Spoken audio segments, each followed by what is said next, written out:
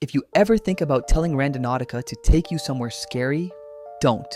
This is one of those stories that makes you realize some apps shouldn't be messed with. If you've never heard of it, Randonautica is this app that sends you to random GPS coordinates based on an intention you set. People use it for adventures, spooky experiences, or just exploring places they've never been. But the creepy part? A lot of stories claim it leads people to disturbing or unexplainable things, and this one is no exception. Back in 2021, in Mayfield, Kentucky, a group of girls decided to try Randonautica when it was at its peak popularity. They thought it'd be fun to set the intention for something scary. The coordinates they got weren't far, so they walked, partly because one of them had been drinking, one didn't have a license, and nobody really felt like driving. Their path led them to a massive, well-known mansion on a huge property.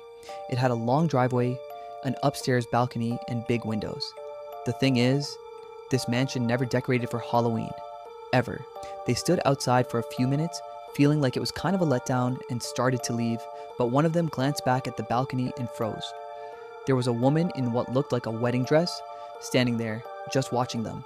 No lights, no decorations, no reason for her to be there. They left quickly, thinking maybe someone was just trying to spook them. A few days later, they tried Randonautica again, this time setting the intention for one word: run. It was late, around 10 or 11 p.m., but the location they got was familiar: a football stadium near a dog park and a senior center. The area was lit enough that they weren't too worried. That changed when a black car started slowly creeping toward them.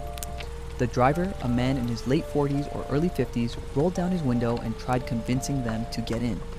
They refused and changed their route toward a gas station, but he found them again. As they passed a trailer park, a blinding light hit them. He was aiming a spotlight at them and yelling in Spanish.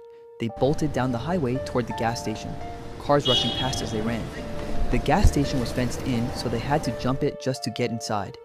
The workers hid them in the bathroom while the black car pulled up outside and sat there for nearly 20 minutes before driving off. They never saw the man or the car again, but they all swore the same thing. His eyes weren't brown, they were black. And the feeling that came off him wasn't just creepy, it was pure evil. Be careful what you ask Randonautica for. Sometimes it gives you exactly what you wanted, and more.